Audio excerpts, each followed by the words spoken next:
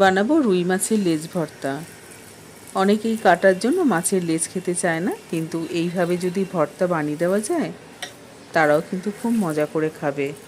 দুপুরে গরম গরম ভাত দিয়ে খেতে দারুণ লাগে।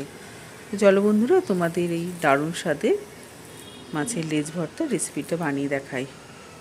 এখানে নিয়ে নিয়েছি 3টে রুই মাছের লেজা নিয়ে নিয়েছি, ফ্রিজে রেখে দিয়েছিলাম। যেরকম সাইজে 3টে রুই মাছের লেজা নিয়েছি। মাছের পরিমাণ অনুযায়ী দিয়ে দেবো 1/2 চামচ নুন, নর্মাল চামচের 1/2 চামচ হলুদ গুঁড়ো, 1/2 চামচ ঝাল লঙ্কার গুঁড়ো, 2 চামচ মতো সর্ষের তেল। নুন, হলুদ, সর্ষের তেল, লঙ্কার গুঁড়ো দিয়ে মাছটা ভালো করে মেখে নেব।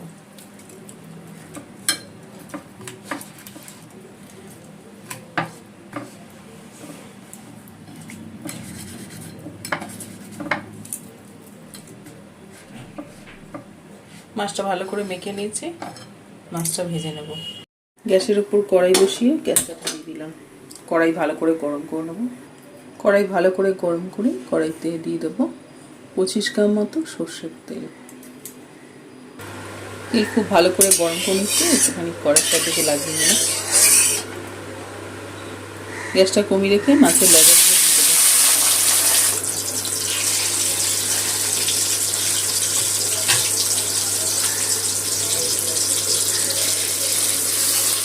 গ্যাসটা বাড়িয়ে দিয়ে মাছের এপিট ওপিট লাল করে ভেজে নেব। মাছের একদিকটা লাল করে ভেজে দিয়েছি, উঠে দেবো মাছটা।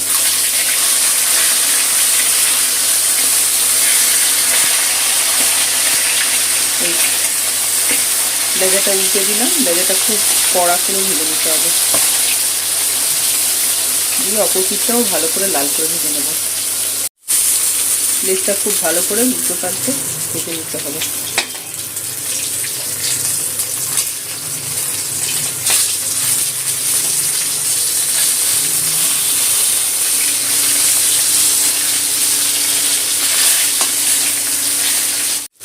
লেজাটা খুব ভালো করে উল্টে পাল্টে লাল করে ভেজে নিচ্ছি, নামিয়ে নেব। ভালো করে ভেজে নিতে হবে লেজাটা। লেজ ভাজা তেলের মধ্যে দিয়ে দিলাম 4টে শুকনো লঙ্কা। শুকনো লঙ্কাটা একটু ভেজে নেব তেলের মধ্যে।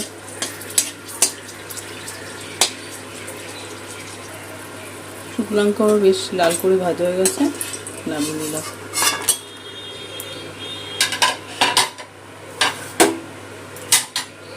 এরপর এর মধ্যে দিয়ে দেবো একটা মিডিয়াম সাইজের রসুন।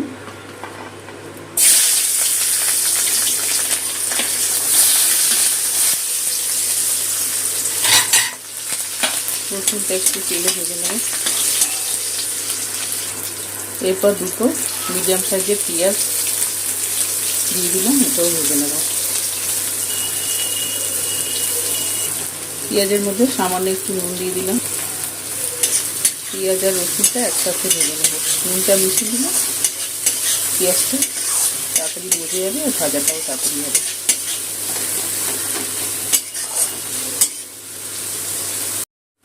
পেঁয়াজ রসুনটা খুব ভালো করে লাল করে ভেজে নিয়েছি।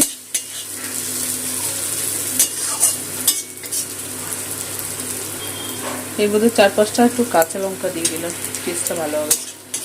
কাঁচা লঙ্কাটা লাস্টে দিলাম, মানে এটা তো অত ভাজার দরকার নেই। একটু এর সাথে একটুখানি নেড়ে নেবো যাতে নরম হয়ে যায়।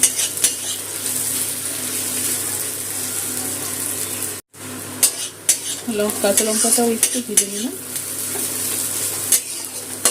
নামিয়ে গ্যাসটা বন্ধ করে দিলাম।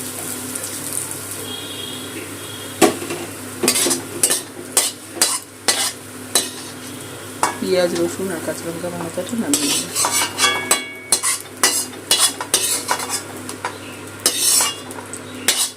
তেল সমেতই নামিয়ে নিলাম।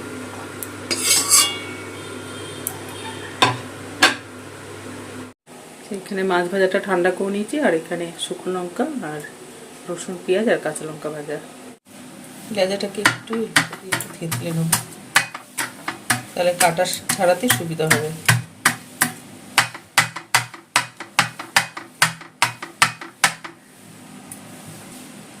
লেজের কাঁটাগুলো ছাড়িয়ে নেব।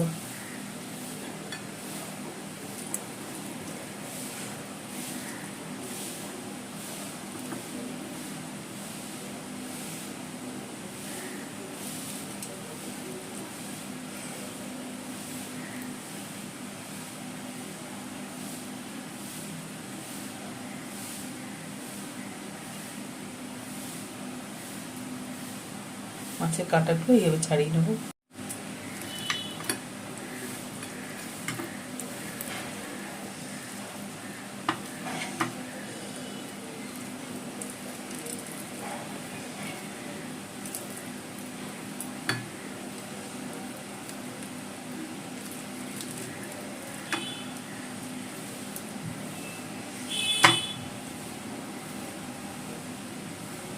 সব ছাড়িয়ে নেব। মাছগুলো খুব ভালো করে কাঁটাটা ছাড়িয়ে নিতে হবে, মানে কাঁটা লেজ ভর্তা খাওয়ার সময় গলায় গেলে অসুবিধা হবে। খুব ভালো করে এরম করে চিপে সব ভালো করে দেখে নিতে হবে। তো আমি সব লেজার মাছগুলো ভালো করে কাঁটা বেছে নিয়েছি, সাইড করে রেখে দিলাম। শুকনো লঙ্কা আর যে রসুন পেঁয়াজ কাঁচা লঙ্কা ভেজেছিলাম সেটা নিয়ে নিলাম। পেঁয়াজ ভাজার সময় অল্প একটু নুন দিয়েছিলাম, বুঝে নুন দিতে হবে। সামান্য একটুখানি 1 চিমটে নুন দিয়ে দিলাম, লাগবে নুনটা, বুঝে নুন দিতে হবে। সে নুন পোড়া হয়ে গেলে আবার খাওয়া যাবে না। এই শুকনো লঙ্কাটা যে ভেজেছিলাম সেটা নুন দিয়ে ভালো করে মুচকে নেবো নুনের সাথে।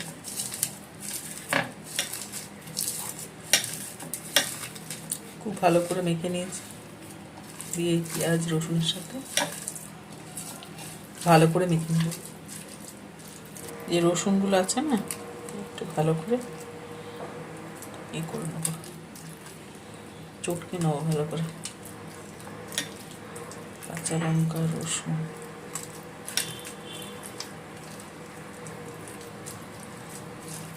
ডলে নিয়েছি পেঁয়াজ লঙ্কার সাথে। এর মধ্যে যে মাছ ভাজাটা ছিল সেটা দিয়ে দিলাম।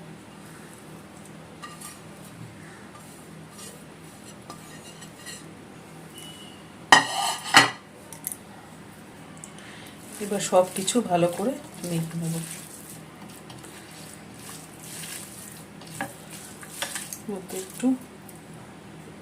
এর মধ্যে একটু কাঁচা পেঁয়াজ দিয়ে দেবো, টেস্টটা আরও ভালো হবে। ভালো করে মুচকে নিলাম পেঁয়াজটা।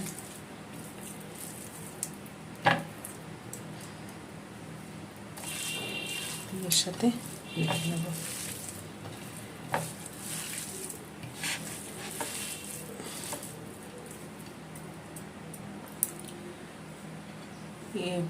লেজা ভাজার সময় একটুখানি কাশ্মীরি লঙ্কা দিয়ে দিত, তো রঙিন কালারের জন্য একটু সামান্য একটুখানি কাশ্মীরি লঙ্কার গুঁড়ো দিলাম।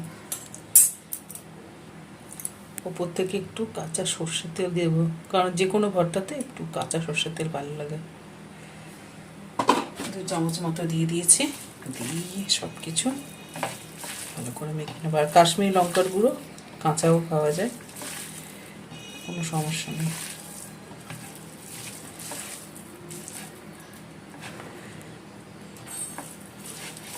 গন্ধ বেরিয়েছে, ভালো করে মেখে নিতে হবে, টেস্টটা ভালো হবে। আমার কাছে অল্প একটু ধনেপাতা কুচি আছে, দিয়ে দিলাম। ধনেপাতা কুচিটা দিলে আরও ভালো লাগবে। দিয়ে সব কিছু ভালো করে আবারও মেখে নিলাম। ভর্তাটা হয়ে গেছে।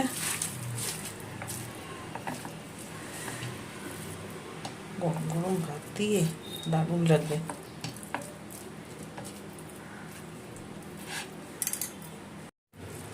বন্ধুরা, তোমরাও বাড়িতে এইভাবে রুই মাছের লেজ ভর্তা বানিয়ে খেও।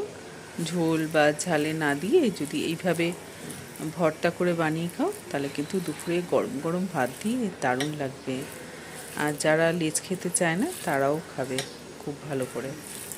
তো ভালো লাগলে প্লিজ বন্ধুরা রেসিপিটা একটা লাইক দিয়ে দিও, আর কমেন্ট করে জানিও কেমন হয়েছে, আর সাবস্ক্রাইব আর ফলো করে দিও। আজ এই পর্যন্ত বন্ধুরা, আবার চলে আসবো নতুন রেসিপি নিয়ে। সবাই ভালো থেকো, ধন্যবাদ।